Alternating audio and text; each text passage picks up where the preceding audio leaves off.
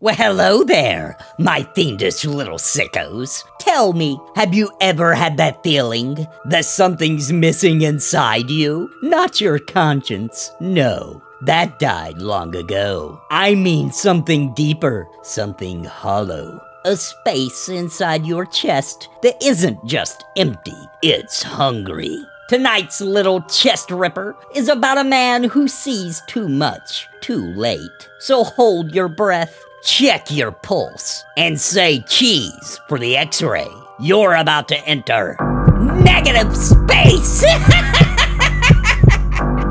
Dr. Evan Hale was a radiologist, a man whose job it was to read the invisible. He didn't believe in ghosts. He believed in chest x-rays, MRIs, CT scans, things he could see. For years, he'd stare into black and white grids, shadowy lungs, stubborn fractures, tumors lurking behind ribs. His world was a hum of scanners, whispered orders, and endless reels of film that flickered like ghostly memories. But lately, he was starting to believe in something else, that absence could be just as real as presence. This was his 5th night in a row of back-to-back graveyard shifts. The hospital's imaging wing was always quieter at night. Just the hum of fluorescent lights, the soft whir of old machines, and the low, distant cough of patients sleeping restlessly behind thin curtains. That night, a strange case had caught his attention. It began with a scan labeled 17-246. An anonymous man in his 40s admitted for a persistent cough. On the scan, Evan's eyes caught an anomaly. An odd shape lodged between the lungs. It wasn't a mass, not a shadow or lesion,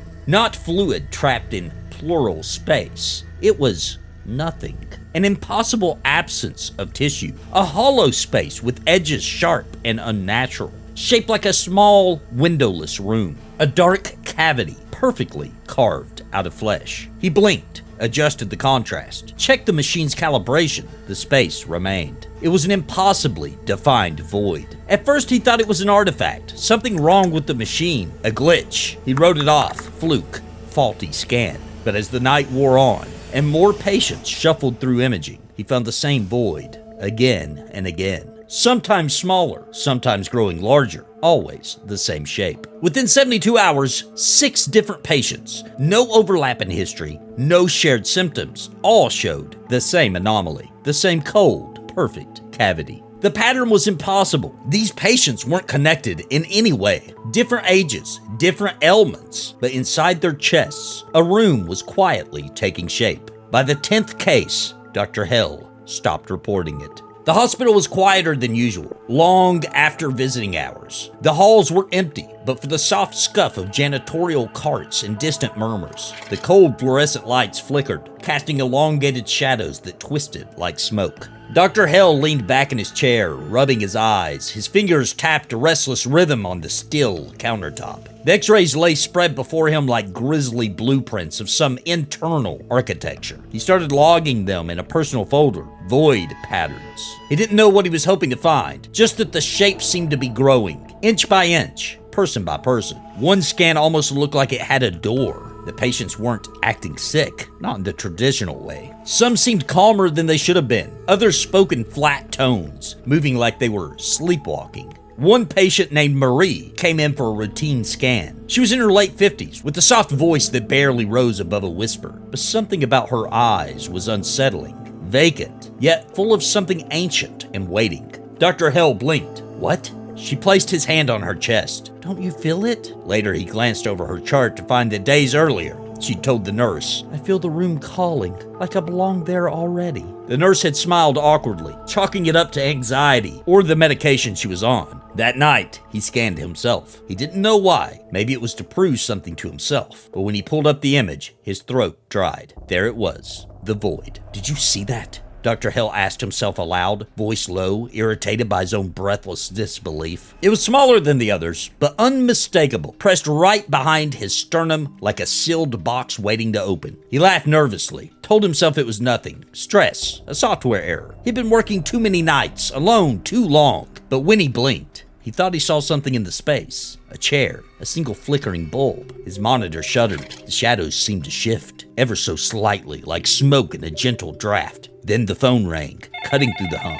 Dr. Hale? It was Nurse Turner. Marie just wandered out of her room. She says she has to go to the waiting place. The waiting place? Dr. Hale frowned. She wouldn't say more, just kept murmuring, "It's time to sit. The room's ready." Over the next week, the void grew. As Dr. Hale walked the dim hallways, he noticed others. The hospital kept feeding him patients. Some came in for bronchitis, others for car accidents or checkups, but more and more had the same shape inside them. And worse, they knew. A man named Tom, thin, hollow-cheeked, stood in a corner by the vending machine, eyes glazed. When Dr. Hale approached, Tom smiled, voice flat and eerie. "The room opens for all of us, Doctor. We just have to take the last step. The waiting place isn't scary. It's quiet. It's empty. And that's what we want." Dr. Hale's pulse quickened. "Tom, you need help. This isn't right." Tom tilted his head, finger tracing a faint bruise shaped like a dark window on his own chest. "It's not a bruise. It's a doorway. You're close," he said. "Close to what?" "To sitting down. Once you sit, the room closes. Then the waiting stops." Dr. Hale pulled away. "You need rest." Tom just smiled. "You'll see."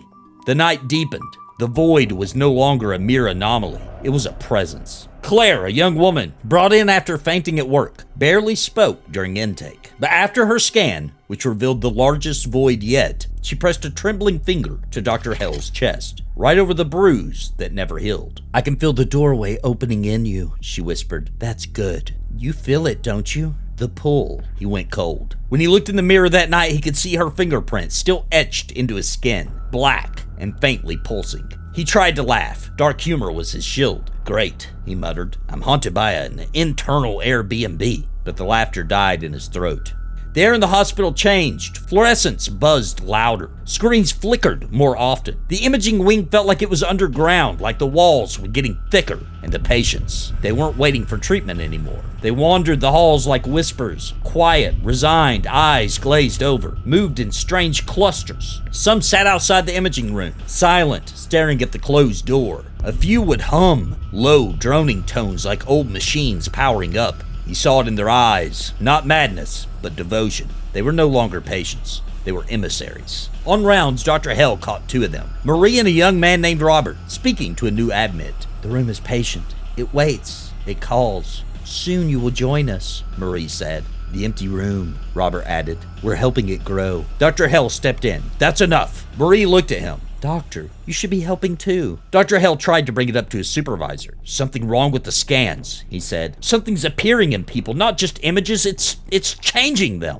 His boss laughed. "You need sleep, Hale. You've probably seen Afterburn or Digital Echo." "Then how do you explain the behavior?" His boss shrugged. "Half the patients in this place are doped out or crazy. And you're 5 shifts into a breakdown. Go home." He didn't go home. He stayed. Slept an hour here and there on the cot in the break room. Ate cold vending machine food. Drank bitter black coffee. And watched the void grow. Soon Dr. Hale stopped checking names on the scans. He knew what he would see. The room. Larger. Sometimes darker. Sometimes it wasn't empty. One scan showed a flickering shadow in the void. Legs crossed. Sitting in a chair. Looking out through the ribs. Evan stared at it for minutes before realizing it was him. He unplugged the machine, deleted the files, disposed of the copies. But the next morning, the scans were back. More detailed, more of them. And now the void wasn't just in the chest. It had spread to the neck, the skull, the eyes. Dr. Hale felt the walls closing in. A nurse approached and whispered to Dr. Hale, voice barely audible. "Those who go into the room, they don't die. They become part of it. The waiting place is a new home."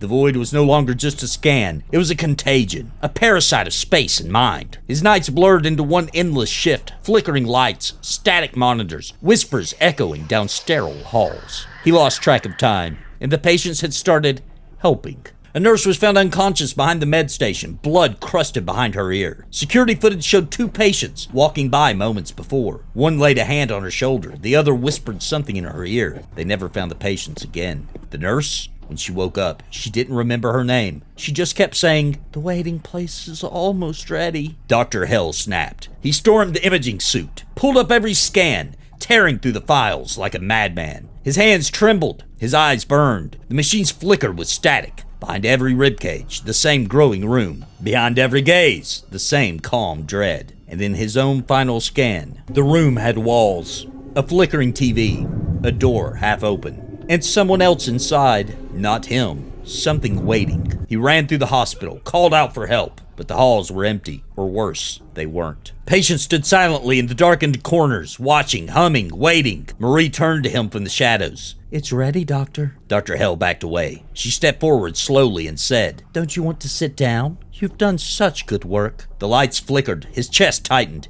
He could feel it.